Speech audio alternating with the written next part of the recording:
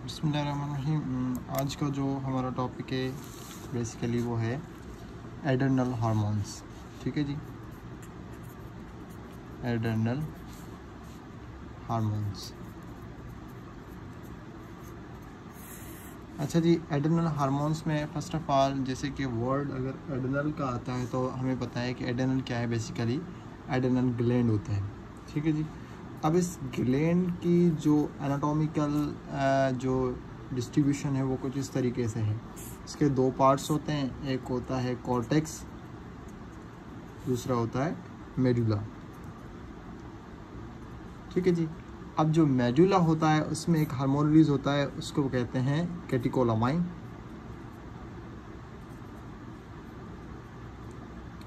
Catecholamine एक class of जो है हार्मोन्स है जिसमें एपिनेफ्राइन, नॉरएपिनेफ्राइन आ जाते हैं। ठीक है जी।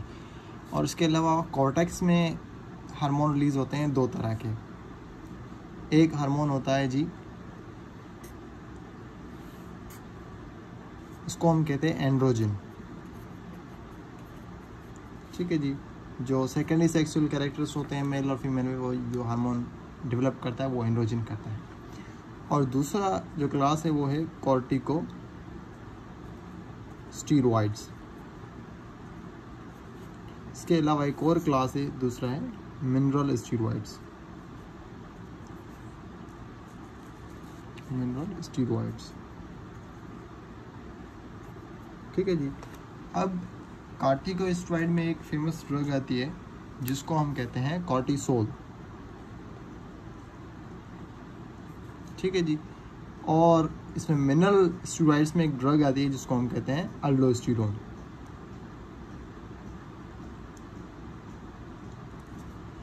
अब ये जो हार्मोन्स हैं ये रिलीज कैसे होते हैं, बेसिकली इनको थोड़ा हम देख लेते हैं कि होता क्या है।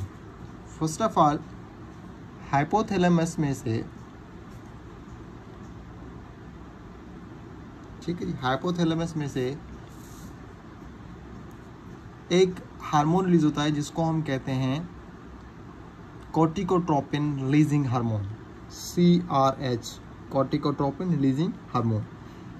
ये क्या करता है, ये स्टिम्युलेट करता है किसको, पिट्यूटरी ग्लैंड को, पिट्यूटरी ग्लैंड के एंटीरियर लोब को स्टिम्युलेट करता है, जिसकी वजह से क्या होता है, ये पिट्यूटरी ग्लैंड रिलीज करता है एडिनोकॉर्टिकोट्रॉपिकल हार्मोन।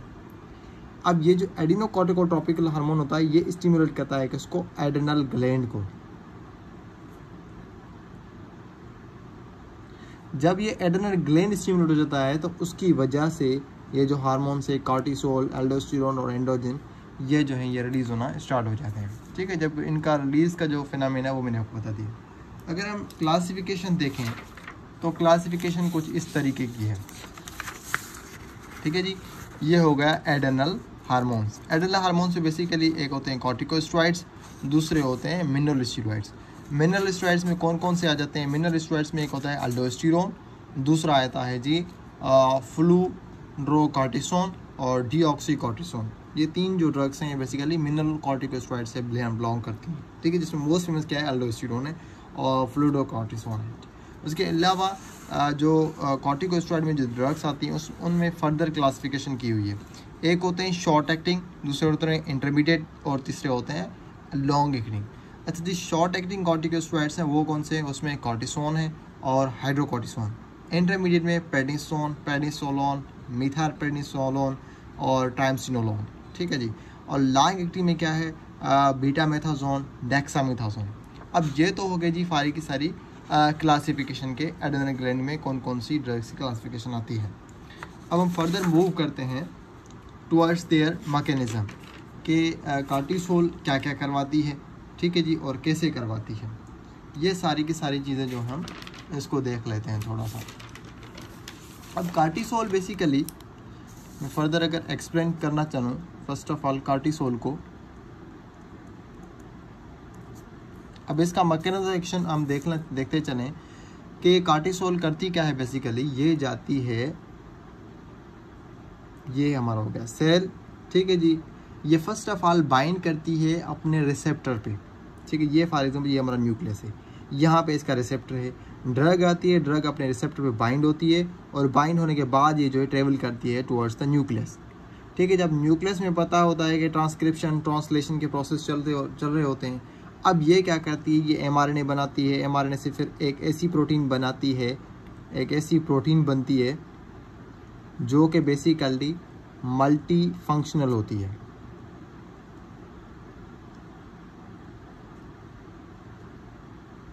ठीक है जी, मल्टी फंक्शनल मतलब जो प्रोटीन बनती है वो बहुत सारे फंक्शंस परफॉर्म कर सकती है। अब ये होता है मैकेनिज्म। बेसिकली कार्टिसोल क्या करता है, रिसेप्टर से बाइंड होता है, बाइंड होने के बाद ये न्यूक्लियस में ट्रेवल करता है, उसके बाद ये प्रोटीन बनाता है, एक ऐसी ट्रांसलेशन और ट्रांसक्रिप्शन प्रोसेस के थ्रू ऐसी प्रोटीन बनाता है जो कि मल्टी फंक्शनल परफॉर्म कर सकती है।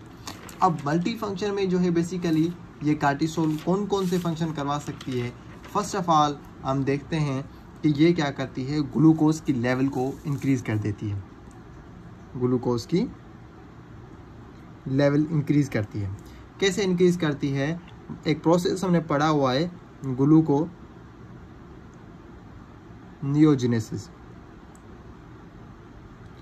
मतलब नॉन कार्बोहाइड्रेट जो सोर्सेज होती हैं उनमें से ग्लूकोज की फॉर्मेशन करवाने को हम कहते हैं ग्लूकोनियोजेनेसिस। लाइकवाइज अमीनो एसिड्स हो गए उनको यूज़ करके। उसके अलावा क्या करती है, उसके अलावा ये कार्टिसोल काम करता है basically resistance to stress. Resistance to stress, resistance to stress, इसका मतलब क्या है।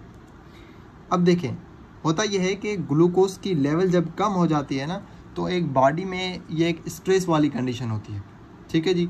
अब जैसे कि ये कार्टिसोल क्या कर रहा है, ग्लूकोज की लेवल को बढ़ा रहा है ना बॉडी में, तो एनर्जी भी बढ़ा रहा है। तो इसकी वजह से जो है ये स्ट्रेस वाली जो कंडीशन होती है उससे फाइट करने के लिए कैपेबिलिटी दे रहा है बॉडी को। तो इसके लिए हम कहते हैं कि ये फंक्शन परफॉर्म कर रहा है कौन सा, रेजिस्टेंस टू स्ट्रेस। उसके बाद इसका फंक्शन होता है एंटी इन्फ्लामेटरी। एंटी इन्फ्लामेटरी हमने पाथवे पढ़े थे, हमने प्रीवियस सेमेस्टर में कुछ पाथवे पढ़े थे जो कि आपको बता चलूँ। एक पढ़ा था फास्फोलिपिड जो मेम्ब्रेन होती है उसमें यहाँ पे फास्फोलिपेज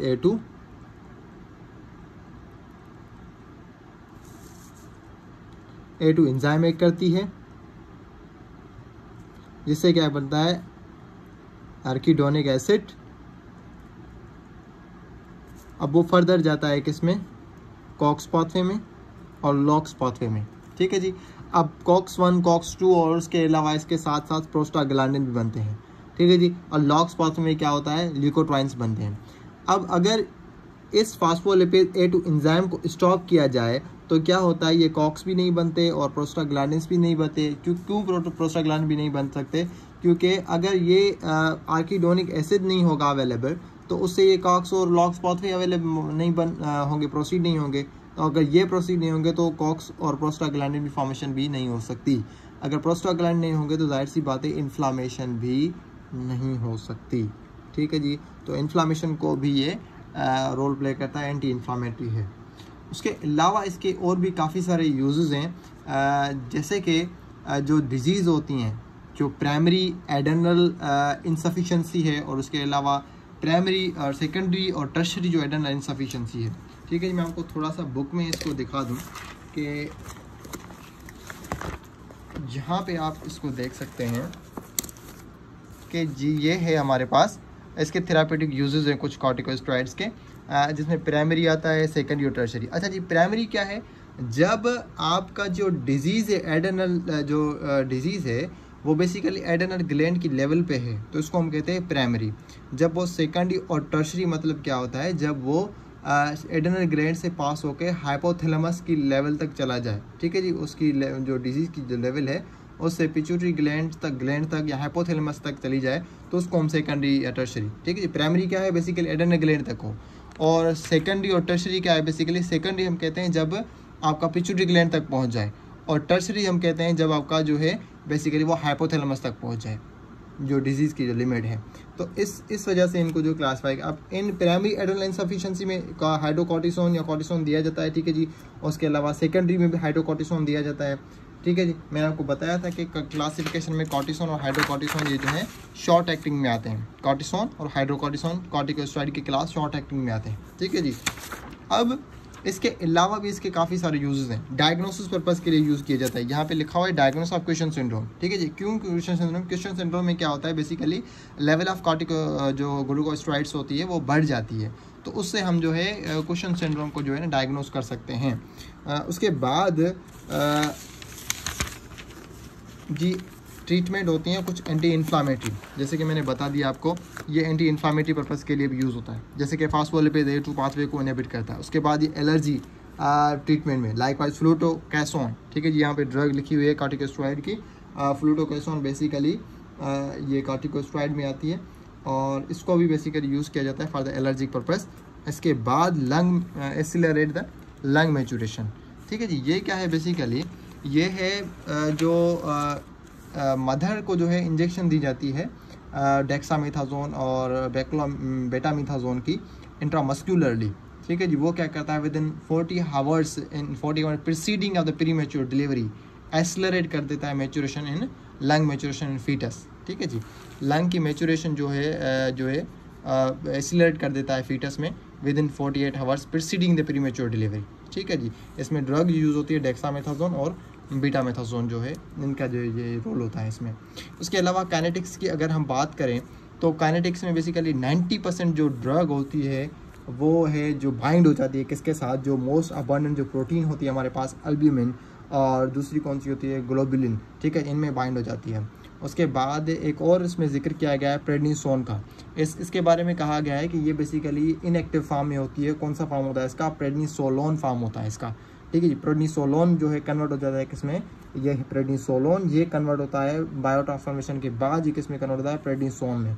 उसके बाद जो ये अपना जो है इफेक्ट देता है। अब इसको प्रेडनिसोलोन को प्रेडनिसोन में कौन कन्वर्ट करता है, ये कन्वर्ट कराता है प्लेसेंटल कुछ एंजाइम्स होती है वो कन्वर्ट करवाती हैं इसको, ठीक है जी। उसके बाद अगर एडवर्स इफेक्ट की हम बात करें, ठीक है जी, एडवर्स इफेक्ट कुछ फेमस देख लेते हैं। देखें जो में जैसा कि हमने पढ़ा कि कॉर्टिकोस्टेरॉइड्स क्या करते हैं, बेसिकली स्ट्रेस को रेजिस्टेंस देते हैं। स्ट्रेस को रेजिस्टेंस किस तरीके से दे रहे थे, बाय इंक्रीजिंग ग्लूकोज लेवल। अगर ग्लूकोज लेवल बढ़ेगी तो डायबिटीज़ के चांसेस भी तो बढ़ सकते हैं ना, ठीक है जी। उसके अलावा ये क्या करती है, प्रोटीन की मेटाबॉलिज्म ज़्यादा से ज़्यादा कराती हैं। क्यों प्रोटीन की मेटाबॉलिज्म ज़्यादा से ज़्यादा कराता है कार्टिसोल, इसीलिए करवाता है कि ग्लूकोनियोजेनेसिस प्रोसेस कर सके, जो नॉन कार्बोहाइड्रेट जो सोर्सेज हैं उससे कार्बोहाइड्रेट उससे ग्लूकोज बना सके। तो उससे क्या होता है, बॉडी का जो मेटाबॉलिज्म बढ़ जाता है, उससे बॉडी में फैट वगैरह जो है चांसेस हो सकते हैं। उसके अलावा जो एक और चांसेस है एक चीज़ का, वो है हाइपोकैलेमिया का। और and one more thing, hypertension, blood pressure जो है पेशेंट का एलिवेट हो सकता है। और एक और चांसेस होता है कार्टिसोल बेसिकली इम्यूनोसप्रेशन पर्पज़ के लिए भी यूज़ की जाते हैं, ठीक है जी।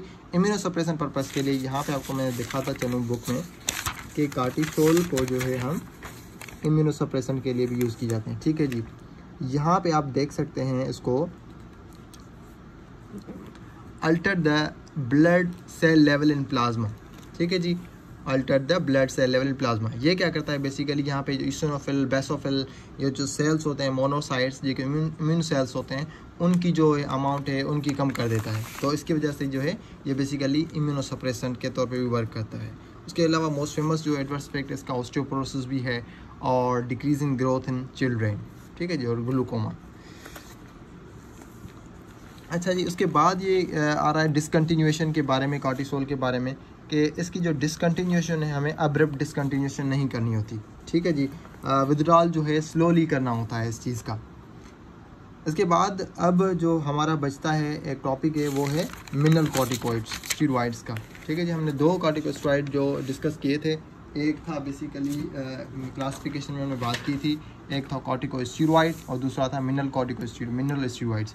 कॉर्टिकोस्टेरॉइड में हमने पढ़ा कॉर्टिसोन को, हाइड्रोकॉर्टिसोन को, इसके बारे में हमने इसका मैकेनिज्म ऑफ एक्शन देखा, उसके बारे में फंक्शंस देखे कि ग्लूकोज की लेवल बढ़ाता है, रेजिस्टेंस टू स्ट्रेस है, एंटी इन्फ्लामेटरी है, उसके बाद ये इम्यूनोसप्रेसेंट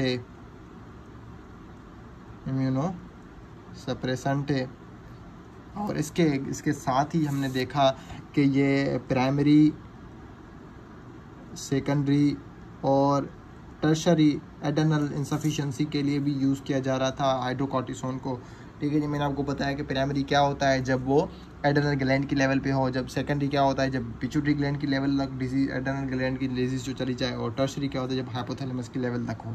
ठीक है जी। अब इसके लिए भी हमने जो इसको यूज़ करते हैं।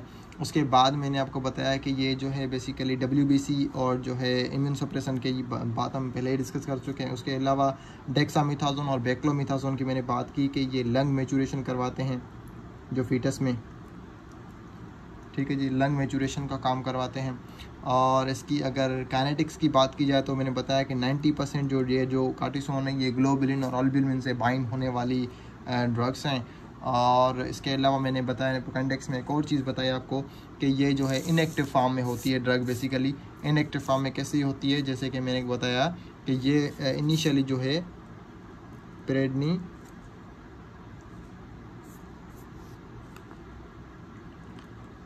के फॉर्म में होती है। ठीक है जी। ये प्लेसेंटल जो है बायो ट्रांसफॉर्मेशन से हो के फिर ये कन्वर्ट होती है प्रेडनिसोन में। अब ये कौन करवाता है, ये प्लेसेंटल एंजाइम्स होती हैं जिसको वो कन्वर्ट कराते हैं। यहाँ तक था। उसके बाद हमने ADRs को डिस्कस किया था। ADRs में जो ग्लूकोज लेवल हाई करती हैं तो डायबिटीज़ के चांसेस बढ़ सकते हैं। ठीक है जी। डायबिटीज़ पर इसमें जो डायबिटीज़ होती है वो होती है एड्रेनल डायबिटीज़। ठीक है जी। हाई ब्लड प्रेशर, ठीक है जी, हाई ब्लड प्रेशर के चांसेस होते हैं, ऑस्टियोपोरोसिस के चांसेस होते हैं। ठीक है जी। ग्लूकोमा,